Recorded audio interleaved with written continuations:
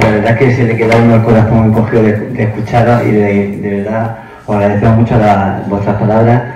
Pues yo lo que digo, que nosotros lo que luchamos y lo que intentamos es daros la calidad de vida que podemos y que esté lo mejor posible, que en última instancia lo que nos llena a nosotros es eso, no nos llena ni publicar, ni hacer, simplemente con que vengáis y nos deis las gracias y decir, oye, pues estoy muchísimo mejor que la revisión anterior, que nosotros habéis puesto. Para mí es la satisfacción más grande con la que yo llego a mi casa y de la que siempre la he transmitido a mis niños, ¿no? Y eso que me enseñó, pues, una persona muy importante, yo no quiero emocionarme tampoco porque siempre me emociono, que es Norberto, ¿no? Yo lo sintetizo en dos palabras: maestro, con mayúsculas. Norberto ha sido mi maestro en medicina. Yo, cuando entré de R1, siempre dice que tenía pelo en aquella entonces, que llegué con mis pantaloncillos de pijillos, y me decía, este tío, ¿dónde va? Y desde entonces pues han sido unos años absolutamente magníficos profesionalmente. Creo que he tenido la suerte de contar con el mejor maestro, pero muchas veces los maestros no es suficiente, sino que tiene que ser una buena persona y ser un amigo. Y yo he tenido la suerte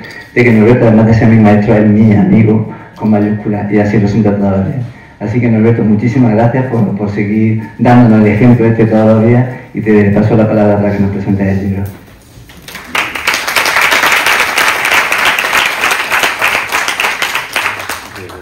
Muchas gracias.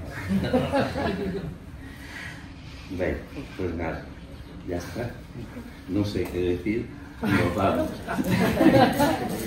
Bueno, pues muchas gracias a todos por haber venido, muchas gracias a la mesa, muchas gracias a Juan por haber venido a esta recepción de Augra en FEDER. La verdad es que creo que es una cosa tremendamente importante, porque creo en las asociaciones de pacientes.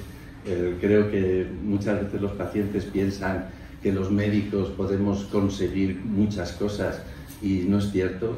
Los pacientes pueden, o las personas enfermas pueden conseguir mucho más que los médicos. Muchas veces somos los primeros en sufrir el maltrato de la escasez de medios, de la escasez de personal, y no hay nadie que nos escuche, pero no hay nadie que nos escuche. Y es más fácil escuchar a pacientes que salgan a la calle, por desgracia, que a médicos que hagan una solicitud razonada, porque el razonamiento muchas veces no va a ningún sitio. Pero bueno, dicho esto, yo vengo a hablar, como decía, de nuestro libro. Bueno, no, yo no vengo a hablar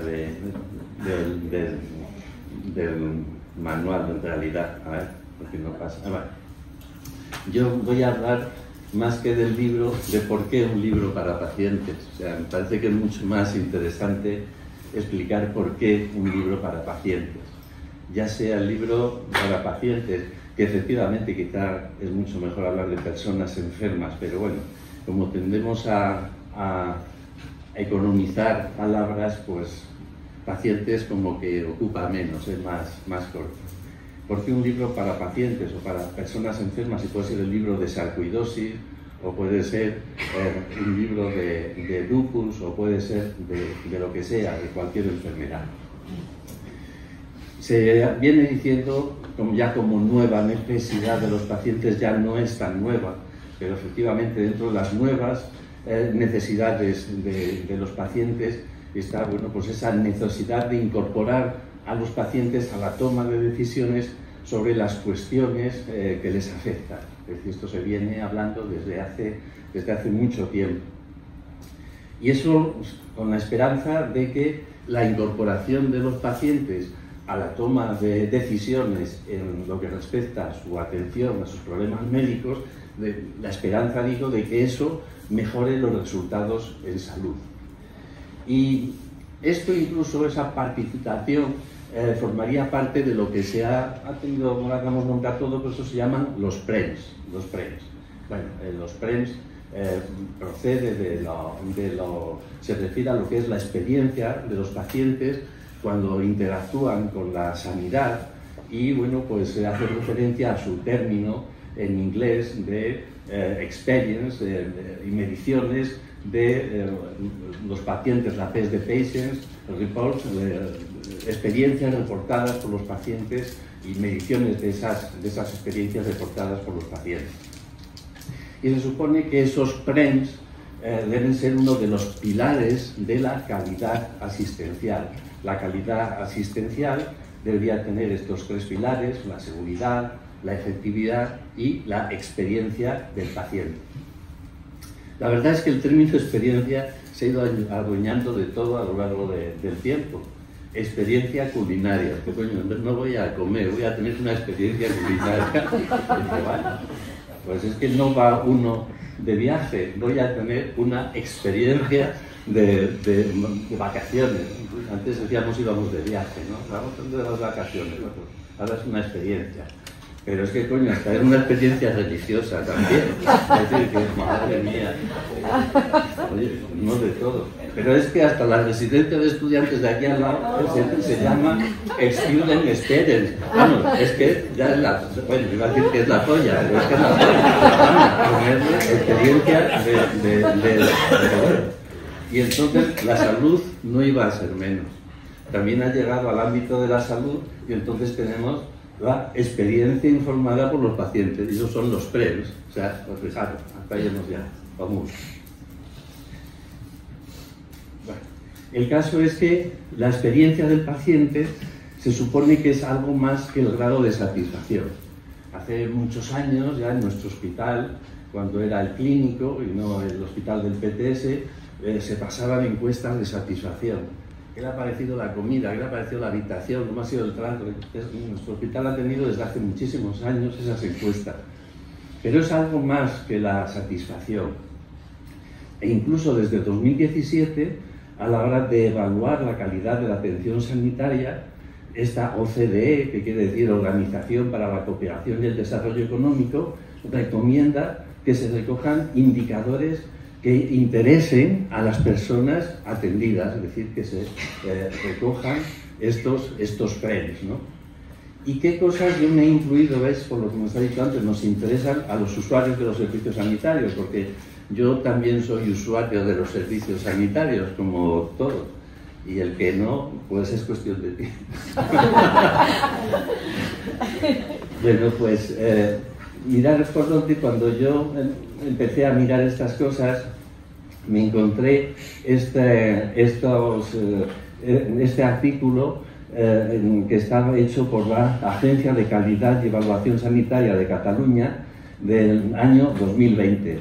En medicina nunca se sabe lo que es mucho tiempo, y creo que 2020 es relativamente reciente, pero bueno, han pasado 5 años nada más. Y ellos en este documento analizan los elementos clave que influyen en la experiencia del paciente. Entonces, ¿qué elementos recogen en este documento? El primero, y lo pongo subrayado, es la gestión del tiempo. Lo que más nos interesa como usuarios a todas las personas es el tiempo, nuestro tiempo. Pero hay muchos más: la calidad de la visita, la información, la participación en la toma de decisiones, la accesibilidad a los profesionales, la navegabilidad a través del sistema, la atención durante las transiciones, la adecuación de la prescripción y el valor de la adherencia, el entorno físico, el control del dolor, el soporte emocional y el trato, y también el respeto a los valores del paciente. Estos son cosas que, según esta agencia, pueden influir en lo que son las experiencias de los pacientes. Y voy a hacer algunos comentarios sobre algunas de ellas. Primero, hacer una consideración, porque esta charla a veces la adapto para pacientes o para profesionales, y yo, como os ha dicho antes, yo formo parte tanto de uno como de otro, pues entonces pues me la aplico. Muchas de esas cosas dependen de la administración, muchas de las cosas, pero otras muchas cosas dependen, al menos de forma parcial, del médico. De tal manera que, por ejemplo, yo como profesor, como formador de futuros médicos, pues es un tema que me gustaría de alguna manera transmitir a los alumnos, incluso hasta más que los conocimientos de determinada materia. El hacer que el médico de alguna manera facilite esta experiencia del paciente, que esta experiencia religiosa del paciente sea lo mejor posible, ¿no? Entonces el tiempo es lo que primero, lo que más se valora, ¿no?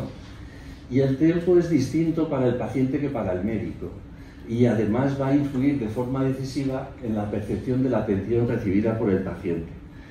Cuando una persona se hace una prueba o cuando a una persona le dan una cita para una prueba, pues a nosotros nos parece, bueno, le han dado la cita para dentro de 2 meses y nos puede parecer poco como médico, nos puede parecer, pues no, pero para el enfermo que tiene una preocupación y no sabe lo que tiene y piensa que esa prueba le va a resolver el diagnóstico, esos 2 meses es una barbaridad de tiempo. Cuando se hace una biopsia y se tarda en dar X tiempo, semanas, un diagnóstico, un resultado, a lo mejor a una persona le parece demasiado poco o muy poco y al paciente desde luego le parece mucho más. El tiempo es lo que más preocupa. Ahora se llama para pedir una cita de atención primaria y vamos por 10 días en Andalucía, de tal manera que ¿dónde acaban los pacientes? En las urgencias de los hospitales, unas urgencias que están súper saturadas porque ya no dan abasto, ¿no? Pero el tiempo es uno de esos factores que influyen en la experiencia de los pacientes.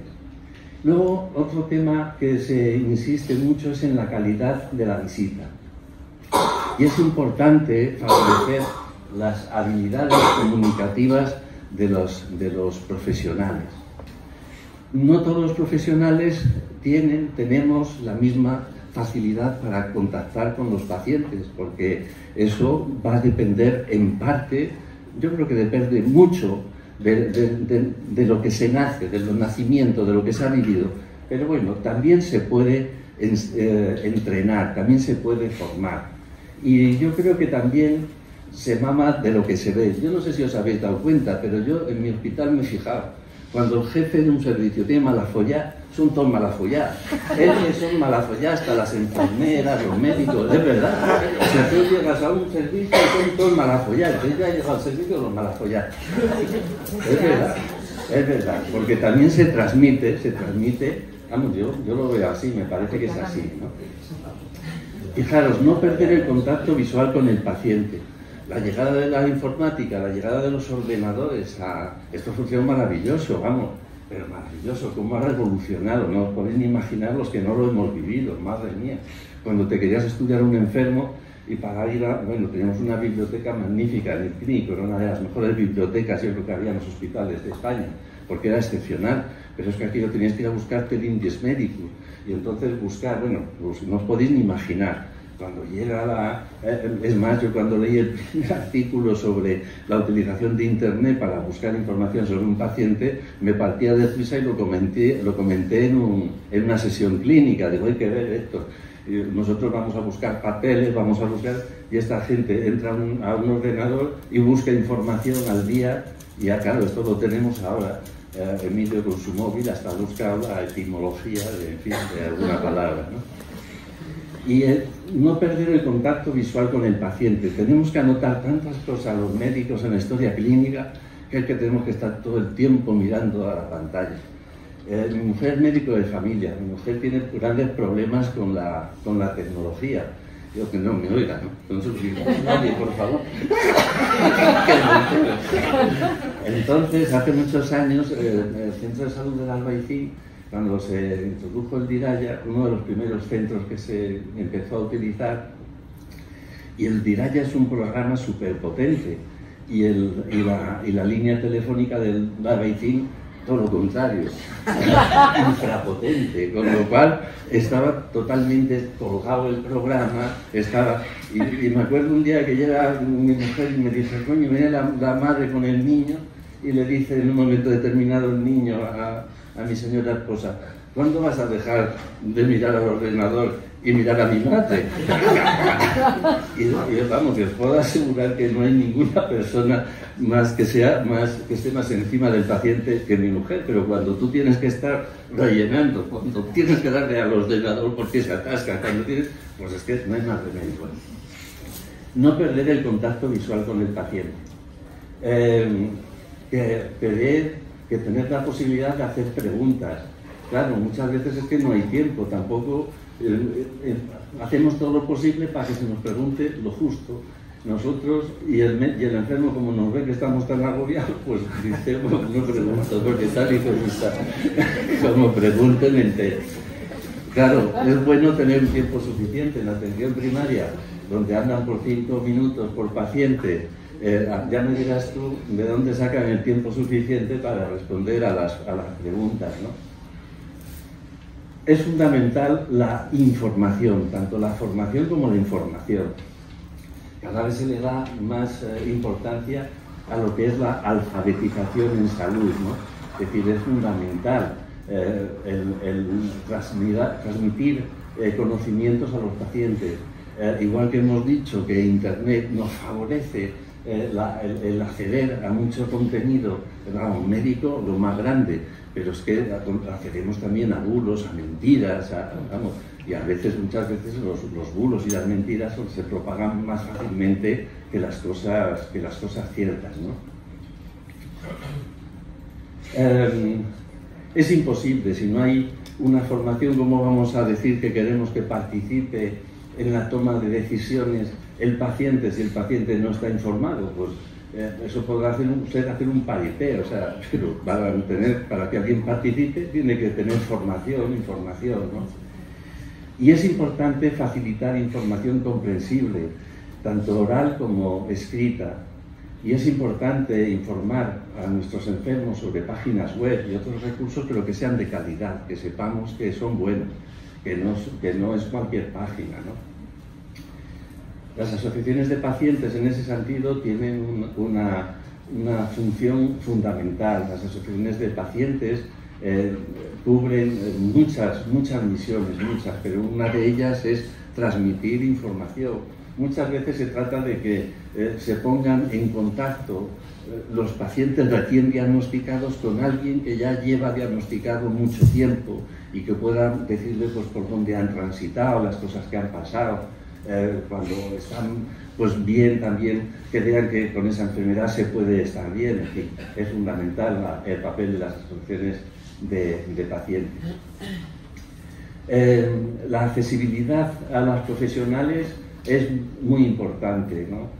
Nosotros yo creo que siempre cuidamos muchísimo de tener una accesibilidad y a veces hasta tenemos problemas. Yo me acuerdo quizá el penúltimo año en los que estuve en la consulta, como nos cambiaban de secretaria al poco de estar aquí en el PTS, cada 15 días teníamos un personal administrativo nuevo.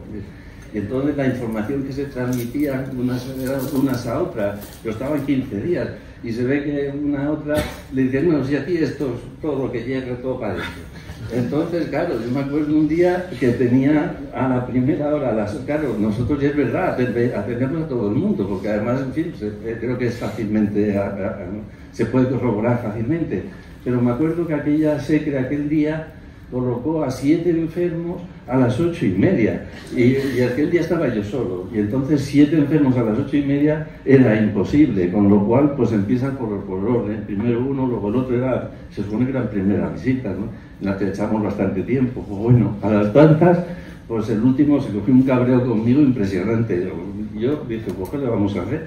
Yo he ido viendo a todos los enfermos que tenía citados, pero bueno, así es la vida. Normalmente nos cabreamos con quien menos culpa tiene, eso es muy frecuente, pero bueno, ya está. La accesibilidad es fundamental, que alguien que esté enfermo pueda acceder a las consultas y que se pueda acceder al sistema sanitario. El tema de la pandemia, luego como pasa siempre, ahora se ha exagerado, pero la accesibilidad telefónica y las consultas telefónicas son una maravilla para muchos pacientes jóvenes y que además vienen o que van a recoger un resultado. Es magnífico porque ni tienen que desplazarse ni nada, llaman por teléfono y se les resuelve. Mira, te llamo por teléfono y bueno, pero accesibilidad telefónica, accesibilidad digital. Nosotros hicimos hace mucho tiempo un correo electrónico de la consulta de sistémicas. Lo que pasa es que no sé, algo pasó con la dirección, no me acuerdo.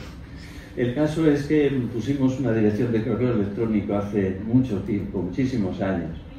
Hace poco una paciente me decía, que estoy perdida, no sé a dónde acudir. Había ido 3 o 4 veces a una urgencia y, bueno, afortunadamente, escuchándola era fácil saber lo que tenía y yo le puse solución. Pero el problema es que estoy perdida, porque mi médico dice que vaya al hospital. En el hospital he ido a través de la urgencia. En la urgencia me devuelven a casa, yo sigo con el mismo problema. ¿Y qué hago? Bueno, pues la accesibilidad a los profesionales es fundamental. Y luego, pues que se navegue bien por el sistema, ¿no? Que haya una coordinación entre diferentes profesionales de los servicios. Incluso hospitales son implicados en el trato a pacientes con enfermedades crónicas, sean las que sean. Las enfermedades crónicas, las nuestras, las autoinmunes sistémicas, son un prototipo y necesitan esa coordinación tanto en la atención como en la información. Ya que he puesto el mito de la multidisciplinaridad. La multidisciplinaridad es necesaria en enfermedades que pueden afectar a tantísimos órganos, y cada vez que se conoce más, hay especialistas que saben más y más de diferentes manifestaciones, es fundamental. Lo que pasa es que muchas veces lo que nos encontramos es a enfermos que están dando vueltas de una consulta a otra y que van recibiendo información de uno y de otro profesional y que van aportando informes, y algunas veces no coinciden. Me explico, porque cuando a mí me hace mucha gracia cuando hay profesionales que dicen esto se lo toma si su médico de tal le dice que se lo puede tomar. Dices, no, mire usted, lo que tienen ustedes que hacer es ponerse ustedes de acuerdo de tal manera que cuando a mí me digan lo que me tengo que tomar, ya se sepa que yo lo puedo tomar, no que sea yo el que tenga que buscarse la vida hablando con uno y con otro para ver si aquello me lo puedo tomar o no. Y esto está a la orden del día, pero a la orden del día. Y además, lo que pasa muchas veces es que ¿dónde va el enfermo con una enfermedad autoinmune complicada a su médico de atención primaria? Que el hombre no tiene ni puñetera idea, con perdón, porque no puede tenerla, porque es que son muchísimas enfermedades para que le resuelve, y le dice, ¿y esto qué lo tomo? Pero es así, esto sucede así, además vosotros lo sabéis mejor que yo. Más cosas por aquí. La información tiene que estar integrada. Aquí está con nosotros Luis Aliaga, compañero, que hizo un libro para los alumnos sobre la importancia, ¿no?, de la historia clínica, y yo escribí un breve prefacio, una introducción, y a mí una de las cosas que me preocupa de siempre es el corta y pega. O sea, el corta y pega con esto de la informática. Si a alguien se le ocurre decir que tú eres de raza negra porque se ha equivocado, tú eres de raza negra para toda la vida, y además vas a seguir siendo negro en todas las consultas que visites, o sea, en todas. Hay mujeres que no han tenido hijos y aparece en la historia que han tenido 3. Vamos, y además se va arrastrando. Y como a alguien se le ocurra hacerte un diagnóstico de lo que sea porque alguien pensó que podías tener, que a lo mejor tenías, y el otro médico, aquel que pensó que era una posibilidad, lo convirtió en realidad, y eso aparece ya en la historia, eso ya te acompaña durante el resto de tus días. Y además, si eso es falso, que caiga un rayo y me cae y pega fulminado aquí mismo. No ha caído. Aquí no ha caído. Bueno, esta sería, bueno, un paciente, un profesional. Nosotros al principio podíamos hacerlo, pero luego ya es imposible. ¿Por qué? Pues porque hay muchísimos enfermos y hay pocos médicos y hay salientes de guardia y es imposible. Pero lo suyo, lo ideal sería que cada paciente tuviera su profesional de referencia. Bueno, la participación que resta de profesionales no médicos, la importancia de los administrativos, anda que no son importantes. El tener un administrativo, cuando tienes un malafollado, ya sí que la lía. Pero bueno, madre mía, te pueden arreglar una consulta, pero una maravilla. O desgraciado. La atención durante las transiciones, y hay muchas transiciones, a poco que se piense hay muchísimas transiciones.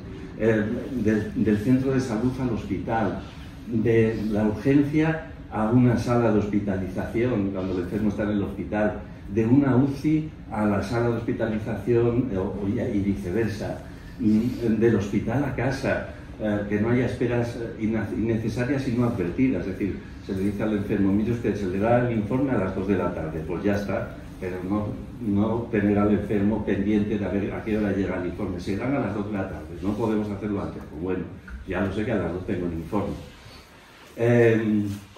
Bueno, el traslado de pediatría a adultos, este es otro problema. Son todos, sí, pero estos son cosas de las que se valoran. Estas son las cosas que recogió esta agencia catalana como temas que se podían, que los valora el paciente, los catalanes, lo mismo que los granaínos, porque esto lo valoramos todos exactamente igual, independientemente del idioma que hablemos.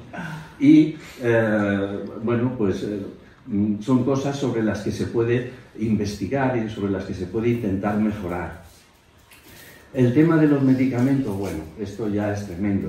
Revisar los medicamentos que toma realmente el paciente, qué es lo que está tomando realmente, porque se van arrastrando los medicamentos de una consulta a otra y resulta que, bueno, que estás tomando la vitamina que empezaste a tomar a los 8 años y la sigues tomando, ¿no? Es verdad, es verdad. Conciliar la medicación prescrita por varios profesionales, informar sobre efectos secundarios, sobre interacciones de fármacos. Luego otro tema siempre es el control del dolor. Hay un elevado porcentaje de personas con dolores crónicos que no están controlados, pero lo malo es que a veces no se pueden controlar, pero lo malo es cuando no se intentan controlar, porque hay veces que es que no se puede controlar, pero lo malo es cuando ni tan siquiera se ha intentado, ¿no?, controlar. Tener cuidado con la estigmatización de los pacientes por sus enfermedades. En fin, este es un tema también muy importante. Tener en cuenta pues, las necesidades espirituales de los pacientes, la privacidad, la intimidad y el respeto. Muchas veces nosotros no nos damos cuenta cuando en la consulta tenemos 6 o 7 alumnos, 6 o 7 residentes, y claro, eso pues normalmente el paciente tampoco le gusta demasiado, ¿no? Es que cuando llega a una consulta aquello esté abarrotado, ¿no? Dice, ¿cómo estaba aquello? No era con el dúo sacapunta, ¿cómo estaba la plaza abarrotada? Pues así estaba la consulta, ¿no? Y por último he dejado esta porque, bueno, cada vez hay más pacientes que quieren participar en la toma de decisiones referentes a su salud. No todo el mundo quiere participar, porque no todo el mundo... Mira, Calleja, no he traído bolsillos. Me gusta traer bolsillos, pero hoy no he traído bolsillos. A unos les gustan los bolsillos y a otros no, y no pasa nada. Bueno, pues algunas personas quieren participar en la toma de decisiones y otros no quieren participar. Y bueno, no debemos intentar hacer participar a quien no quiere, eso está claro. Entonces os voy a poner los resultados de una encuesta que hicimos para ver lo que pasa en la vida real con los enfermos autoinmunes con algunas de estas cosas que os he estado contando, ¿no? Entonces, una encuesta anónima que hicimos en línea entre los días 12 de septiembre de 2024 y 30 de octubre de 2024 y que la hicimos a través de Facebook y pidiéndole la colaboración a diferentes asociaciones de pacientes, entre ellas AUGRA, pero también otras asociaciones como ANES, como la Asociación de Enfermedades Inflamatorias, en fin, como FELUCUS.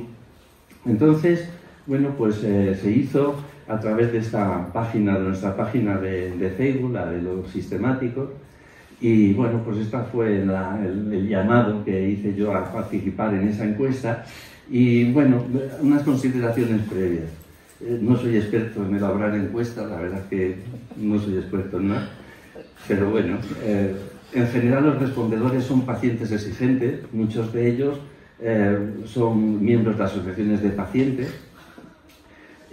Ha sido un tema de un TFG que se defendió esta semana y además que lo defendió ayer o antes de ayer, que está muy contenta la alumna. Y además le pedí que me grabara la presentación del TFG y yo no la he visto todavía, que no he tenido tiempo, pero ya le he dicho que la voy a publicar en Facebook pues mañana o pasado en cuanto que la tenga, ¿no? Porque lo hizo fenomenal la estudiante, pero fenomenal, fenomenal. Una cosa es que la encuesta recoge la percepción de los encuestados. La percepción, aunque sea la realidad de cada uno, no coincide con la realidad del otro. Yo puedo ser tu médico y te doy una información y tú eres mi paciente y recibes esa información, para mí ha sido suficiente y para ti no. Eso es así, pero esto es una encuesta que está hecha a los pacientes, no a los profesionales. Conseguimos muchísimas encuestas, esto es muchas encuestas.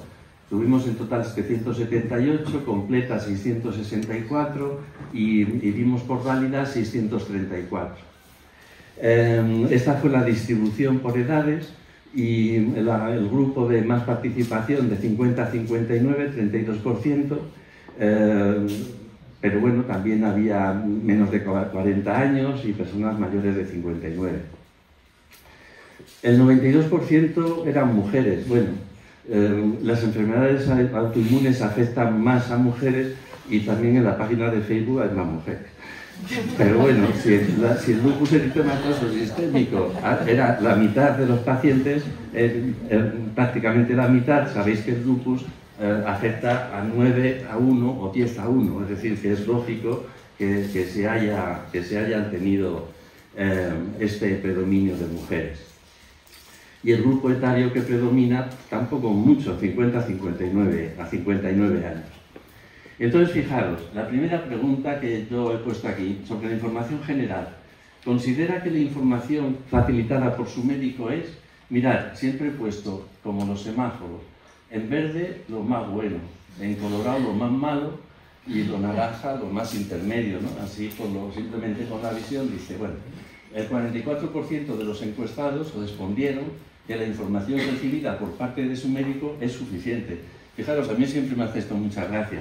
Yo siempre me fijo en las esquinas, un 3% más de la necesaria. Y digo, ya está bien, no me des más información que yo ya no quiero saber más de la enfermedad. Pues así pasa, así es la vida. ¿Quién piensa que un 3% de los enfermos les parece que les estás dando, vamos, el tour de más de la cuenta? Pues los hay, y cada uno, pues oye, pues es lo que hay. Aunque un 52% de los encuestados contestaron que la información era poca o muy poca. Poca, veis que está aquí en naranjita, y muy poca el 21%. Es decir, había más enfermos que consideraban, ellos percibían que tenían poca información. Y esta es otra pregunta. Cada vez que te ponen un tratamiento nuevo te informan de los efectos beneficiosos que cabe esperar. Dice, pues fijaros lo verde, un 66%, 2 de cada 3 de los encuestados respondieron que cada vez que se indica un nuevo tratamiento, el médico le explica los beneficios esperados. Pero, según los enfermos, aunque el 34, es decir, 1 de cada 3, respondieron que no se hace así, ¿no? O no se han enterado, que muchas veces es que no se ha enterado el paciente, pero esa es su percepción. Siguiendo con el tema del tratamiento, cada vez que te ponen un tratamiento te informan de posibles efectos adversos que cabe esperar. Fijaros, lo verde aquí es menos que lo rojo, que lo malo. Un 44% de los encuestados respondieron que tras un cambio de tratamiento recibieron información sobre los posibles efectos adversos, aunque un 56% de los encuestados respondieron no haber recibido esa información. Es decir, en todo caso, los médicos somos más dados a informar de los posibles efectos beneficiosos que de los posibles efectos adversos a nuestros pacientes. Y cada vez que se te pone un tratamiento nuevo se te informan de las posibles alternativas. Pues un 40% respondió que en caso de cambio de tratamiento recibían información sobre posibles alternativas, pero resulta que un 60% de los encuestados respondieron que no se les informaba sobre tratamientos alternativos. Esta pregunta también es interesante. Si tienes dudas sobre tu enfermedad, le preguntas a tu médico. Y dice, bueno, pues un 70% de los encuestados respondieron que en caso de duda, preguntan a su médico. Un 47% y un 23% casi siempre. Es decir, que algunos se quedan con la duda para adentro, ¿no? Se haces la pregunta a ellos para adentro, se la quedan, ¿no? Aunque el 23% solo preguntan a veces, un 5% casi nunca y un 1% nunca. Ya hace muchos años nosotros publicamos un par de artículos sobre la búsqueda de información médica en Internet. Eso que no se pregunta al médico, se busca en Internet. Y en Internet se encuentra de todo. Hay cosas buenas, hay cosas regulares y hay muchas cosas malas. ¿Solicitas información a tu médico referente a tu enfermedad en forma de folletos, libros, a través de Internet? Bueno, pues un 37% de los encuestados respondieron que solicitan información a su médico en diferentes soportes, pero un 63% no solicita información, es decir, no la pide. Bueno, pues ya está, muy bien, no quiere más información. En caso de que tú la solicites, se te ofrece esa información, se te ofrece una información útil y de calidad sobre tu enfermedad, pues un 58%, fijaros, respondieron no recibir información adicional de calidad aunque la solicitaran, aunque un 31% respondieron que ocasionalmente se les facilitaba información y un 9% que siempre que pedían información externa la recibían. Es decir, muchas veces no, la información externa facilitada por los médicos en general es poquita, es poca. Cuando estás en la consulta, ¿sientes que el ordenador es más importante que tú? Pues aquí está, esta pregunta buena. Aquí mira que hay muchos colorines. Dice, pues un 28% de los encuestados respondieron que nunca tienen la sensación de que el ordenador sea más importante que ellos. Un 28%, ahí en verde. Aunque un 60% de los encuestados respondieron que sienten que el ordenador es más importante que ellos. A veces un 32%, con frecuencia un 10%, casi siempre un 13% y hay un 15% que opina que siempre el ordenador es más importante que él. Es decir, aquello que valoraba, aquellos premios que era la comunicación, está bastante deficitaria, la comunicación en el sentir de los enfermos que respondieron a esa encuesta. La multidisciplinaridad. Si precisas atención de varios especialistas, ¿sientes que hay buena coordinación entre ellos? Pues fijaros, un 20% de los encuestados respondieron que en caso de necesitar atención por varios especialistas, la coordinación es óptima, aunque un 78% de los encuestados respondieron que no lo es. Podría ser mejorable según el 26% y es muy escasa según el 52%, por lo menos ellos lo perciben así. A lo mejor luego hay una relación extraordinaria, pero el enfermo no lo percibe. Y es bueno que las cosas, aparte de que sean de una determinada manera, parezca que son de esa determinada manera. ¿Crees que los informes médicos recogen fielmente el estado de tu enfermedad? Bueno, pues un 58% de los encuestados respondieron que los informes médicos habitualmente son fieles a la realidad, poco más de la mitad. Aunque un 40% de los encuestados respondieron que no lo son. Tienen errores frecuentes, según un 25%, y errores muy frecuentes, según un 15% de los que respondieron a la encuesta. ¿Las indicaciones terapéuticas crees que son comprensibles? Pues según el 57% de los encuestados, las indicaciones terapéuticas son buenas, pero resulta que un 41% de los encuestados respondieron que no lo son. Tan solo en ocasiones un 28% o con frecuencia un 13%. Es decir, también este tema es bastante mejorable. ¿Te consideras, esta es la última pregunta, ¿te consideras partícipe de las decisiones que se toman respecto a tu enfermedad? Pues un 43% de los encuestados respondieron que tienen sensación de participar en la toma de decisiones respecto a su enfermedad. Un 15% mucho y un 28% bastante, aunque un 55% de los encuestados respondieron que tienen sensación de participar poco en la toma de decisiones respecto a su enfermedad, es decir, que es más de la mitad. Y cuando esto lo vimos por edades, la verdad es que es muy parecida. La sensación de participar poco en la toma de decisiones sobre la enfermedad fue muy similar por grupos etarios. Quizá las personas de más de 50-59 años, que son esta barra más oscura, pues a lo mejor tienen menos sensación de ser poco partícipes, a lo mejor también exigen con menos frecuencia ser partícipes. Entonces, aquí me falta, ¿por qué debe contar el médico con el paciente? Bueno, pues a mí se me ocurren varios motivos. Uno es el motivo estético. Hoy en día queda bien, ¿no? Igual que no ponerse bolsillos en la camiseta. Bueno, aparte de por motivos estéticos, por motivos éticos. La verdad es que hay que contar, se debe contar con los pacientes. Es bueno también compartir responsabilidades, ¿por qué no? Es decir, que hay cosas que pueden salir bien y hay otras que pueden salir regular o peor. Y es bueno que eso se comparta con el paciente, para encontrarnos bien con nosotros mismos, por supuesto, y también para mejorar nuestros resultados en salud. Fijaros, este es el único dato de una publicación científica que se titula, ¿no?, el impacto en la calidad de los pacientes, el compartir con ellos decisiones. Y esto es una revisión de la literatura, y se revisan 17 artículos que se han seleccionado y se analizan los hallazgos en 4 dominios.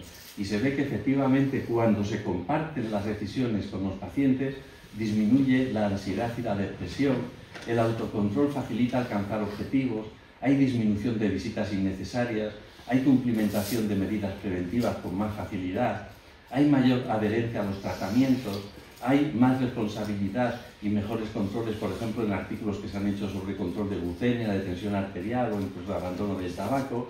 Y, bueno, muchas veces el principal problema para que se compartan estas decisiones es la falta de tiempo, y además cada vez esto va a peor porque cada vez los profesionales tienen menos tiempo en las consultas. ¿Qué se necesita para contar con el paciente? Hombre, lo primero es tener empatía y ganas de hacerlo, porque si no hay empatía y ganas de hacerlo, apaga y vámonos, ahí se acabó.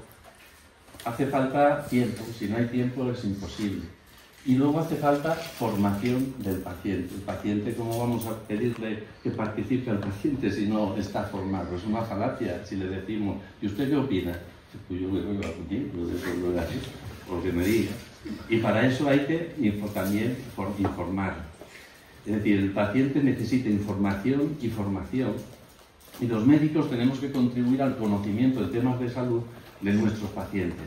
Si la información es parcial o es falsa, podemos llegar a tomar decisiones erróneas. Es decir, nosotros tenemos que participar en esa tarea. La verdad es que nosotros lo hemos tenido muy claro desde siempre. Fijaros, hace más de 20 años que empezamos con aquello de informar y formar. Y lo hemos hecho con muchos formatos, fijaros. Hemos hecho charlas. Aquí no estáis viendo las fechas, pero estos son... yo guardo muy pocas cosas, pero por lo que sea, tenía en casa estos carteles anunciadores de charlas. La primera me parece que es de mayo de 2002 y luego las repetíamos cada 6 meses. Cada 6 meses una, cada 6 meses una. Y así seguimos, y seguimos, y seguimos, y seguimos. Y así estuvimos 10 años. Y además, no está el gerente, pero no era el gerente, no era entonces. Muchas veces sin el apoyo del hospital. Es decir, que aquí empezó la fusión hospitalaria, aquí empezó, además hubo pues algún episodio cuando se interrumpieron las charlas que fuimos a retomar en 2019, pues algún episodio desagradable, ¿no? Poníamos estos carteles y unos folletos que los dábamos en la consulta que pagábamos nosotros de nuestro dinero, y un día toca un celador a la puerta de la consulta y toca un celador y me dice que vengo de parte de la dirección, que tiene que quitar usted los carteles que tiene puesta en la puerta. Aquello era un antiguo hospital, que ya sabéis la pinta que tenía el hospital, que digamos que se hubiera sido en un sitio, que no sé, en la galería, en la Tate Gallery, pero era en la puerta del hospital clínico. Pero bueno, la quitamos el cartel y se nos quitaron, y al quitar aquel cartel se nos quitaron también las ganas de hacer más cosas durante algún. Si encima a eso le sumas la fusión hospitalaria, pues ya apaga y vámonos. Pero no han sido charlas solo, mirad. Hemos participado, que he puesto algunos webinars que tenía por ahí a mano, y durante la pandemia hemos participado en muchas, en webinars, webinarios, que debe ser webinarios, como se diga, hemos participado en un montón. Luego la página de Facebook, la verdad es que, bueno, pues tuvo una gran utilidad durante la pandemia. No os podéis ni imaginar, ahí llegó mucha gente de Sudamérica, de otros países, de otras provincias, y no se hacían las preguntas ahí, pero por el Messenger llegaban miles de preguntas, ¿no? de gente que no tenía médico, pero gente de México, de Argentina, y bueno, pues le intentábamos decir lo que se nos ocurría, ¿no? De alguna manera. Y luego el 22 de julio, no me acuerdo qué día se formó Augra, pero el 22 de julio se presentó en el Ayuntamiento de Granada, y aquí están Emilio, ahí están María Ángeles, y por ahí, bueno, y María Luisa, y no sé, también de vuestros, ese soy yo. Emilio es el más pequeñillo, ¿verdad? Es que no veo desde aquí. Pero entonces, pues ya. Bueno, y lo hicimos también durante la pandemia. Y entonces también hemos hecho libros. Hicimos este fármaco inmunosupresor, es una visión práctica para enfermos. Es decir, que este es un libro de fármacos que ya lo hicimos hace unos años. Y hicimos esta guía para pacientes con nefritis lúpica, que aspectos generales y aspectos terapéuticos, que además ahora se va a traducir al euskera, que no es que sea una lengua de mucho tirón, pero que a mí personalmente me hace mucha ilusión que se traduzca al euskera, y todos ellos son de descarga gratuita. Todos, si se entra en la editorial de la UGR, de la Universidad de Granada, todos se pueden descargar de forma totalmente gratuita. Y ahora, pues, el que nos ocupa, el manual para pacientes con sarcoidosis, en el que no soy yo el que lo ha escrito, lo hemos escrito un montón de gente que aquí está recogida. No hubierais podido tener, Ángeles ni Emilio, este libro en aquel entonces porque no se tenía ni idea de la sarcoidosis entonces. O sea que habéis llegado a tiempo, o sea, no os preocupéis, habéis llegado en su buen momento. Y además hemos tenido la colaboración de Augra, y hemos tenido también la colaboración de ANES, pues a la hora de poner preguntas, de seleccionar preguntas, incluso de ver que las preguntas tenían un lenguaje adecuado, y también de la Asociación Andaluza de Enfermedades Autoinmunes, a la que pertenecemos pues prácticamente todos los autores del libro.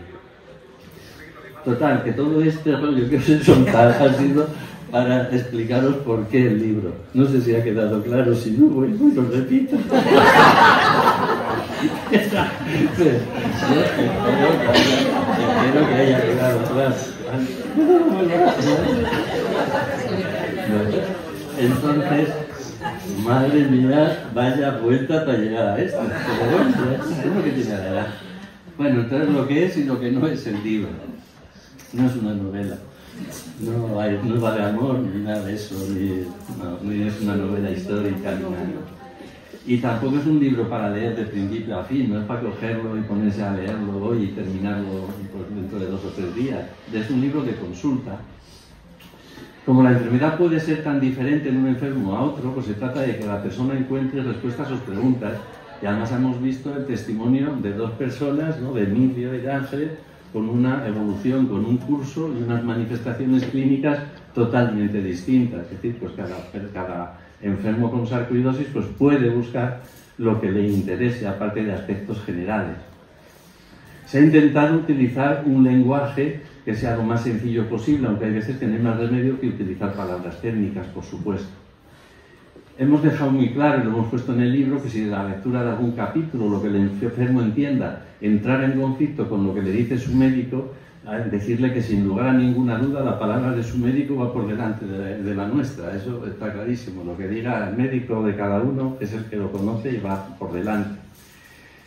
Y lo más importante, siempre que haya dudas, que no os las quedéis. Que como enfermos, que no debemos guardarnos las dudas, que tenemos que preguntar. Es verdad que hay muchos médicos que no admiten preguntas, y además es una de las formas de defensa del médico. El médico tiene menos trabajo, el que menos respuestas da es el que menos trabajo tiene, porque vamos, es una forma de hacer un muro hacer entre el paciente y el médico pues para disminuir problemas. Tiene un carácter orientativo y divulgativo simplemente. ¿Y qué estructura tiene? Bueno, pues es una serie de preguntas y respuestas que al final acabaron siendo 244 preguntas, que se han agrupado en diferentes capítulos que abordan pues, aspectos muy variados de la enfermedad. Fijaros, aspectos generales, sociodemográficos, causas, diagnósticos, manifestaciones clínicas y pruebas diagnósticas específicas, manifestaciones generales, luego manifestaciones específicas, oftalmológicas, cardiológicas, neurológicas, a nivel renal. Bueno, es decir, fijaros todos los capítulos que hemos incluido, pero no solamente aspectos del tratamiento, sino también aspectos muy interesantes respecto a cómo se prevé que evolucione la enfermedad, repercusión de la sarcoidosis, gestación y sarcoidosis, investigación y sarcoidosis, asociacionismo de pacientes con sarcoidosis, información disponible sobre sarcoidosis. Y bueno, pues aquí os he puesto pues, algunos ejemplos, no os voy a aburrir. Por ejemplo, decimos, pues, ¿qué es la sarcoidosis? Lógicamente es la primera pregunta, pues es una enfermedad granulomatosa inmunomediada, de evolución aguda, prolongada o crónica, que puede afectar a cualquier órgano del cuerpo, que puede suceder que de forma simultánea se vean afectados varios órganos o sistemas corporales, lo que se denomina afectación multisistémica, pero en otras ocasiones se presenta de forma limitada, manifestándose en un solo órgano.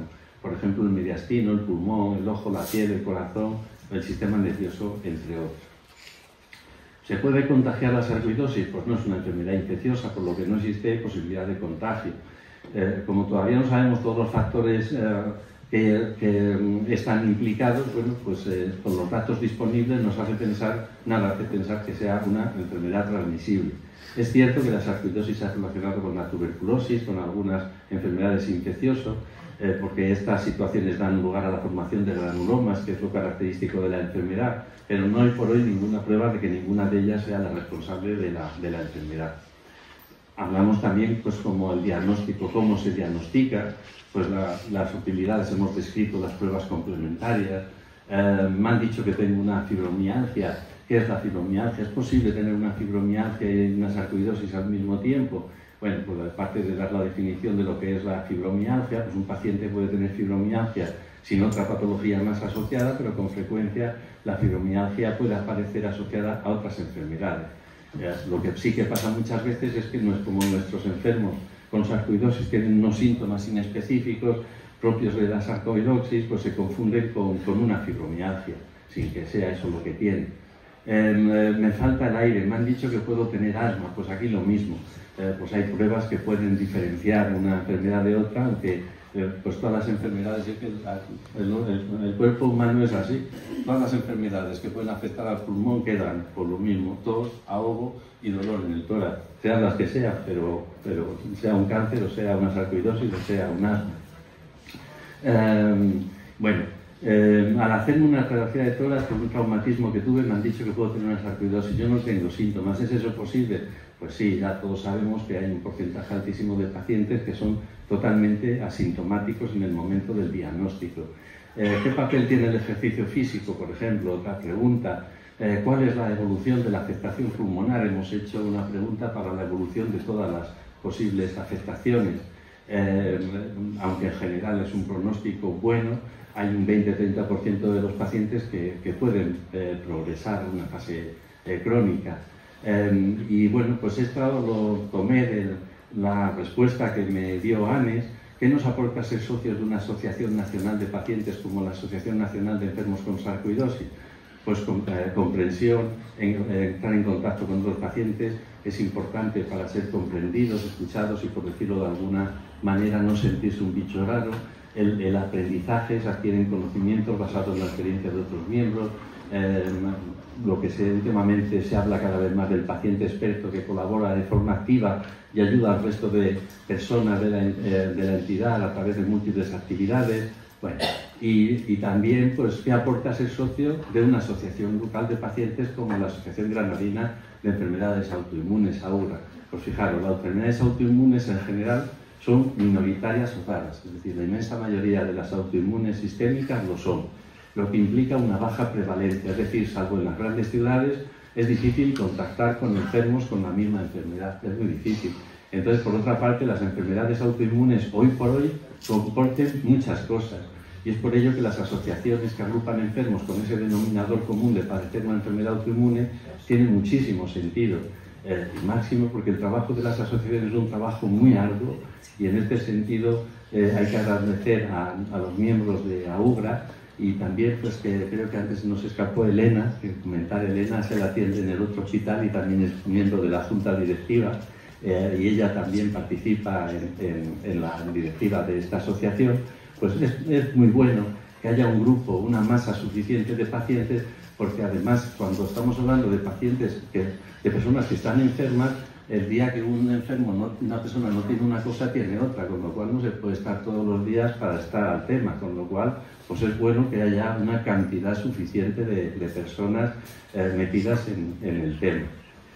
Entonces, nada, resumiendo, que el manual para pacientes con sarcoidosis se ha elaborado con mucha dedicación, con el intento de contribuir a la mejora de la calidad de vida de los pacientes, que hay que agradecer a todos los autores el esfuerzo que han hecho, que ha sido muy grande, y que ojalá dentro de unos años podamos hacer una nueva edición y podamos decir que la sarcoidosis pues ya tiene cura. Muchas gracias por vuestra atención. Mirad lo que decía Avicena, fijaros ya, decía, la imaginación es la mitad de la enfermedad, la tranquilidad la mitad del remedio y la paciencia la mitad de la cura. Afortunadamente muchas cosas evolucionan hacia la curación, como por ejemplo en el caso de Emilio, su sarcoidosis pues, fue evolucionando hacia la tranquilidad, ¿no? Hacia el mar de la calma. Y por último, soy San Norberto y el resto de los invitados, y al final en la cafetería de la facultad nos vamos a tomar un tiempo y ya está. ¿Vale?